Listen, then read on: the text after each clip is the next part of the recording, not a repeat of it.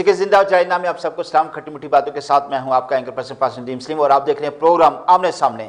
تو جی ویورز, آج ہم بات کریں گے ایک ایسے نوجوان سے جو کہ لا کالج کے اسٹوڈنٹ ہیں اور اپنی اس چھوٹی عمر میں پاکستان کے لیے بہت سا بوجھ رکھتے ہیں, اسٹوڈنٹس کے لیے بہت سا بوجھ رکھتے ہیں اور بہت کچھ کرنا چاہتے ہیں. آج ہم بات کریں گے خاص طور پر کہ اسٹوڈنٹس مستقبل کا جو فیوچر کا پلان ہے وہ کیا ہونا چاہیے, کس قسم کا ہونا چاہیے. خاص طور پر چونکہ اسکول کالجز اب پہلے سے زیادہ کافی کھل گئے ہیں, کلاسز آن کیمپس ہیں, اسکول جو ہے وہ لگ چکے ہیں, تو اسٹوڈنٹس کے واسطے یہ پروگرام بہت ہی مؤثر ثابت ہونے کا ہے. اس کے علاوہ ہم بات کریں گے, آپ پنجاب میں ہیں, آپ لاہور میں ہیں, آپ اسٹوڈنٹس کو اور ان کے مسائل کو ایک الگ نظر سے دیکھتے ہیں, لیکن قبائلی علاقوں میں اسٹوڈنٹس کے مسائل ذرا ڈیفرنٹ ہیں, ہٹ کر ہیں. آج جس شخص کے ساتھ ہم بات کرنے چاہ رہے ہیں یہ خود میرے کالج کے کلاس فیلو ہیں, ایک ہی کالج میں ہم دونوں پڑھتے ہیں اور اس کے ساتھ ساتھ اچھے دوست بھی ہیں, اور آج اس پروگرام کے وسیلہ سے بہت کچھ آپ کے ساتھ شیئر کرنا چاہتے ہیں. مزے کی بات یہ ہے کہ آمنے سامنے پروگرام انٹرفیتھ اور ہارمونی کا بھی پروگرام بنتا جا رہا ہے, کیونکہ بہت سارے میرے مسلم جو دوست ہیں, بردرز ہیں, وہ کبھی پروگرام آمنے سامنے میں آتے ہیں اور اپنے اپنے ویوز اس ملک پاکستان کے لیے دیتے ہیں, تاکہ ہمارا جو اصل مقصد ہے اس پروگرام کے وسیلے سے کہ پاکستان کے اندر جو ہے وہ محبت, بھائی چارہ اور اس کے ساتھ ساتھ یہ دونوں چیزیں پیدا کرنے کے ساتھ ساتھ ملک پاکستان کو ایسے آئیڈیاز دیے جائیں جو ملک پاکستان کو اوپر لے کے جا سکیں, مزید اس کے وقار کو بڑھا سکیں اور یہ ملک پاکستان پوری دنیا میں چمکتا رہے. تو ان سب چیزوں پر بات کرنے کے لیے آج ہمارے درمیان جو گیسٹ ہیں وہ ہیں عمر شریف صاحب, جن کا تعلق جو ہے وہ بلیک سٹون لا کالج سے ہے اور اس وقت لا کے اسٹوڈنٹ ہیں. سر, آپ کو پروگرام آمنے سامنے میں ویلکم کہتے ہیں. اچھا سر, سب سے پہلا کویشچن, پہلی بات, لا کا کیوں خیال ہے, کیوں کرنا چاہ رہے ہیں لا؟ دیکھیں, جب میں FSC کر رہا تھا, سب سے پہلے تو بہت بہت شکریہ, آپ نے یہاں پہ مدعو کیا مجھے.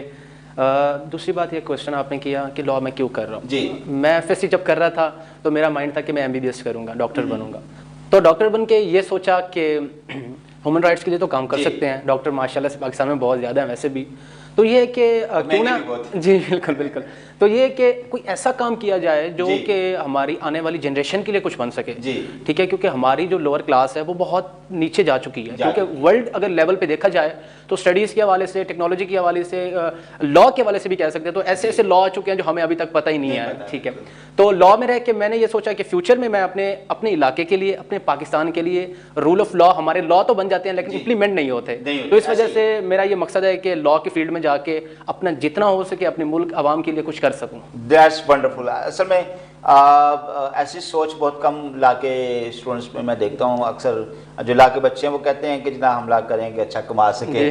ٹھیک ہے, وہی ہمارا جو شروع سے کلچر چلتا آ رہا ہے, جی میں پڑھ رہا ہوں, اچھی نوکری کر سکوں, میں یہ ڈگری لے رہا ہوں تاکہ اچھا کما سکوں. But you have share very different thought. اور میں یہ آپ سے سوال پوچھنا چاہوں گا کہ آپ وائس پریزیڈنٹ انصاف یوتھ ونگ کے رہے ہیں اور ہیں بھی, تو اس میں آپ کیا خدمات سر انجام دے رہے ہیں؟ دیکھیں, ایک آرگنائزیشن جو ہوتی ہے اس کا یہ کام ہوتا ہے کہ معاشرے کے اندر کوئی بھی آرگنائزیشن ہے, چاہے انصاف کی ہے, چاہے کسی بھی پارٹی کی ہے, یا کوئی پرائیویٹ ہے جیسے اسٹوڈنٹس کی ہوتی ہے, تو اس کا یہ مقصد ہوتا ہے کہ معاشرے کے اندر کوئی اپنا تشخص کرا سکے, اپنی شناخت کرا سکے. اس کا مقصد کیا ہے, معاشرے میں رہنے کا. ٹھیک ہے, اب اس دنیا میں ہم آئے ہیں اس وجہ سے نہیں ہے کہ کھائیں پئیں اور مر جائیں. ٹھیک ہے, ہمارا مقصد یہ ہے کہ کچھ کسی کے لیے کچھ کر پائیں. ٹھیک ہے, جب ایک آرگنائزیشن بنتی ہے تو کچھ دوستوں کا ساتھ ہوتا ہے. جیسے میں لا فیلڈ میں ہوں, میرے کچھ دوست ہوں گے جو دوسری فیلڈز میں ہوں گے, تو ایک ساتھ مل کے ہم نے عوام کے لیے کام کرنا ہوتا ہے, لوور کلاس کے لیے, میڈیوکر کلاس کے لیے, سب کو ساتھ مل کے ہم نے ورک کرنی ہے جو فلاح بہت کے لیے, ہیومن رائٹس کے لیے, یہ ہم نے کام کرنے ہوتا ہے. مقصد یہ ہوتا ہے ہمارا. زبردست زبردست زبردست.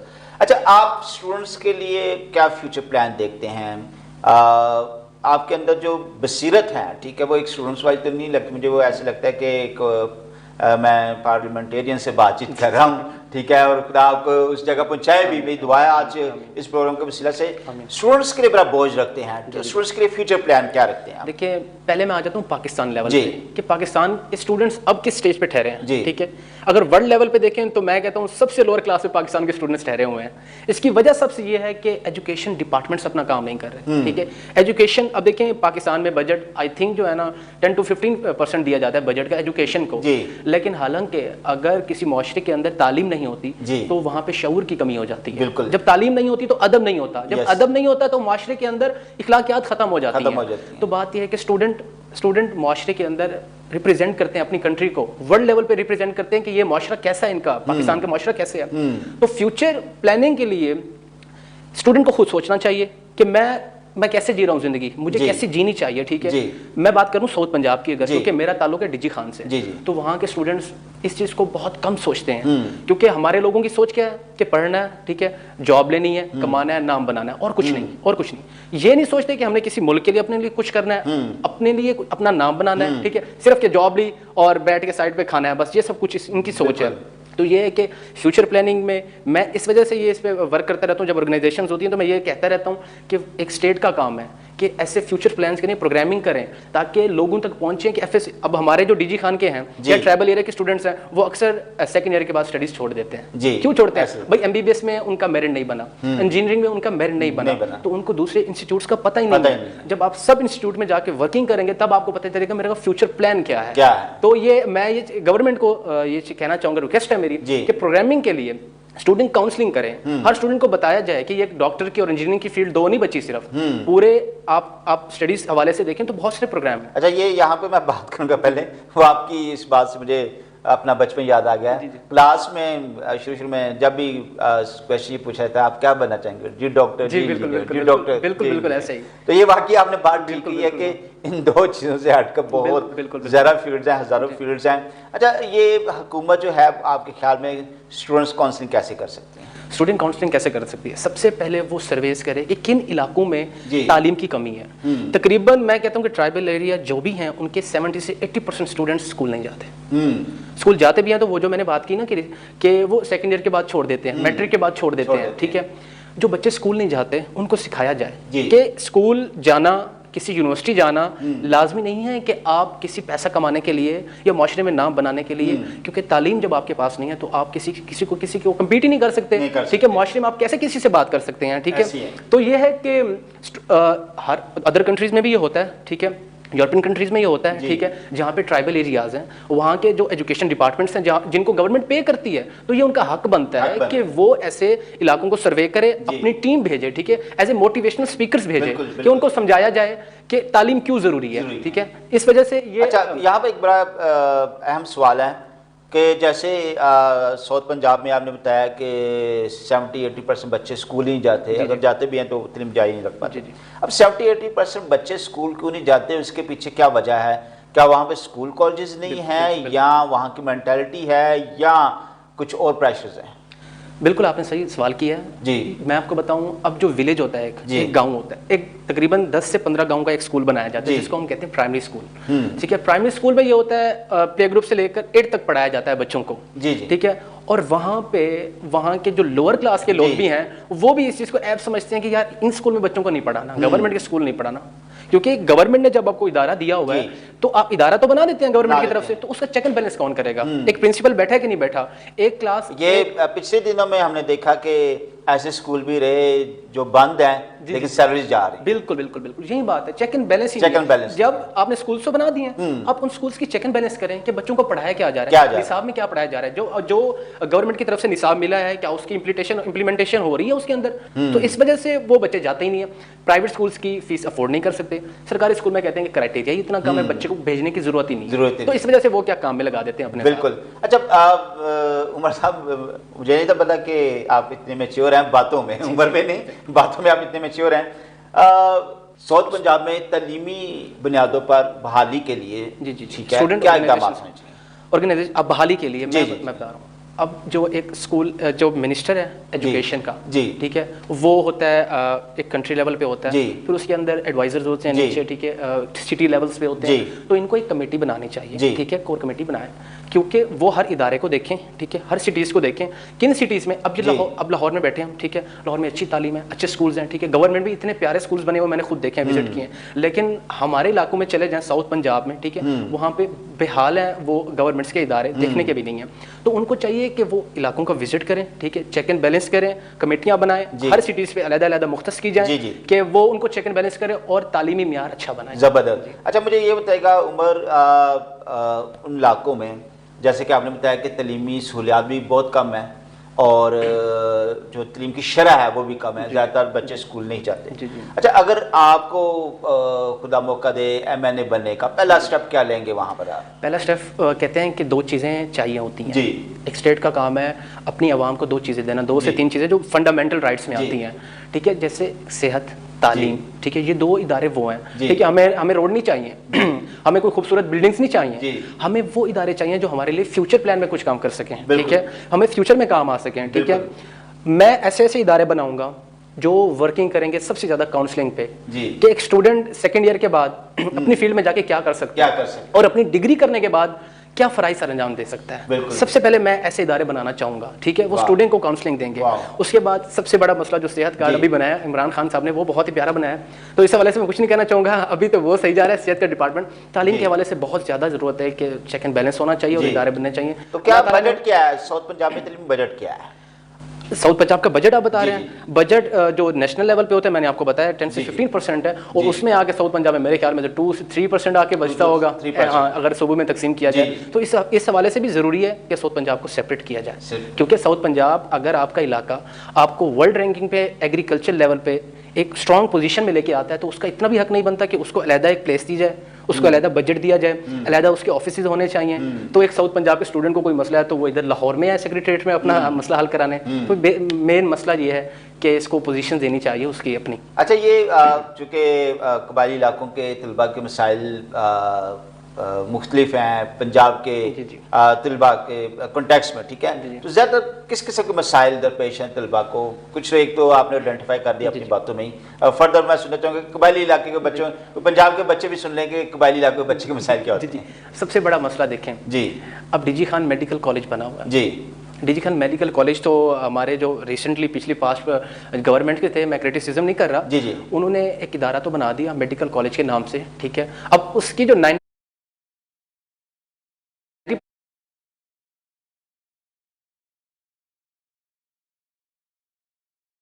10% میرے خیال میں وہ اس کا میرٹ بیس ہوتا ہے, ٹھیک ہے.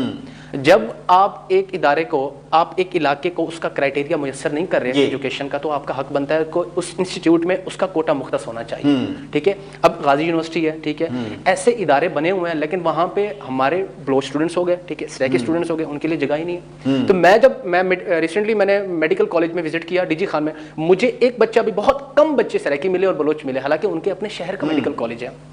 جو 2 ادارے آپ نے بنائے ہوئے ہیں, تو میری اپیل ہے گورنمنٹ آف پنجاب سے کہ وہاں کے مقامی لوگوں کو ان کا کوٹا علیحدہ مختص کیا جائے, ان کا اپنا میرٹ لیول ہونا چاہیے. یا تو ان کو آپ ہائر ایجوکیشن دوسرے سٹیز کی طرح ہائیلی ایجوکیشن دیں, یا تو ان کا کوٹا مختص کریں. جی, زبردست زبردست. اچھا, آپ نے ایک جملہ لکھا اپنے سوشل میڈیا کے پیج پر, بہت زیادہ پسند ہے, میں نے اس کو کاپی کیا اور یہاں پیش کر دیا, اور جملہ ہے you never change your life until you get out of your comfort zone. Yes, of course. یہ I love this sentence, ٹھیک ہے, کیونکہ میرا خود ماننا ہے کہ بہت سارے لوگ جو کامیاب نہیں ہو پاتے وہ اپنے کمفرٹ زون سے باہر ہی نہیں آتے. تو آپ نے کیوں جملہ لکھا, کیسے آپ آج کے نوجوانوں کو اس کو ایکسپلین کرنا چاہیں گے تاکہ اس کے وسیلہ سے وہ سیکھ سکیں؟ جی بالکل.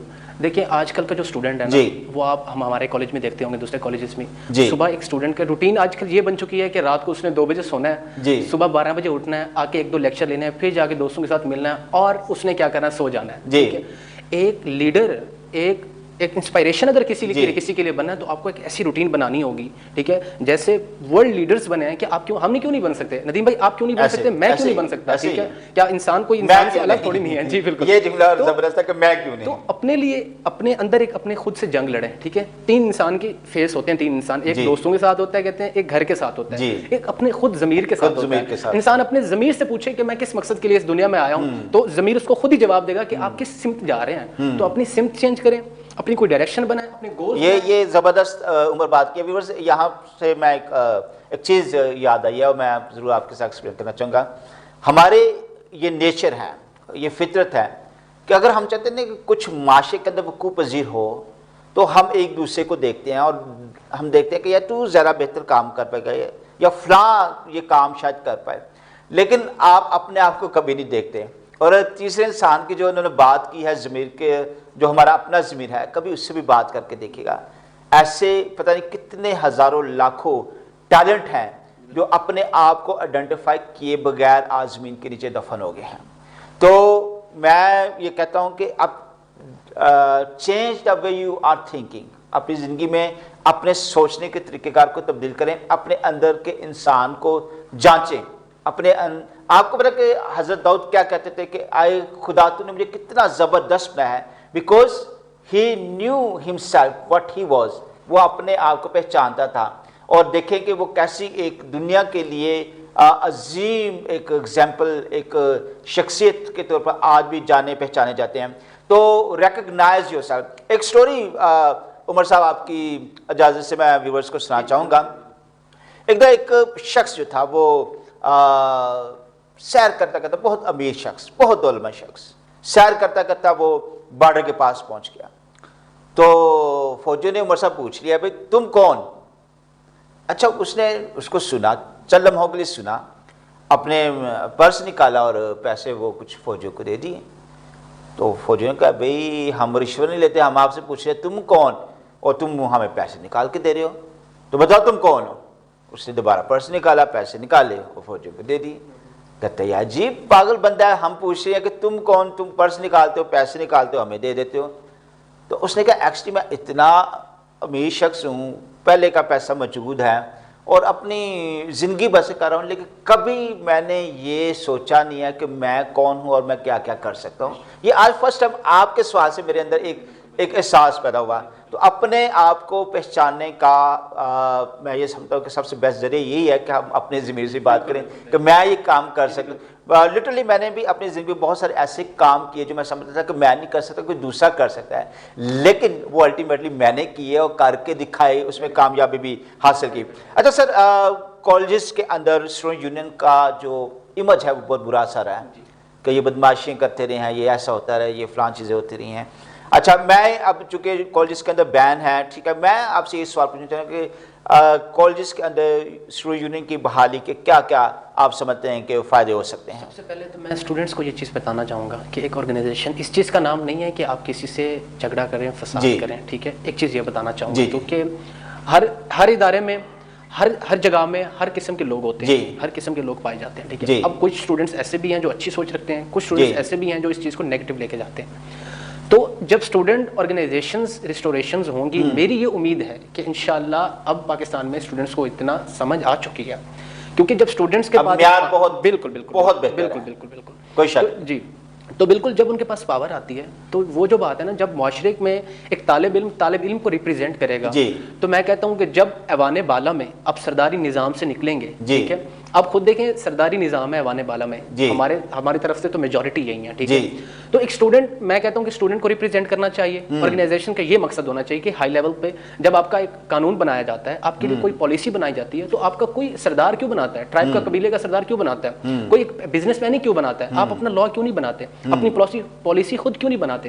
تب بنائیں گے جب آپ پارلیمنٹ میں پہنچیں گے، جب آپ سینٹ میں پہنچیں گے، ٹھیک ہے. تو اس کے لیے آرگنائزیشن ہونی چاہیے، ورکنگ ہونی چاہیے، تاکہ اس لیول پہ آپ جا سکیں.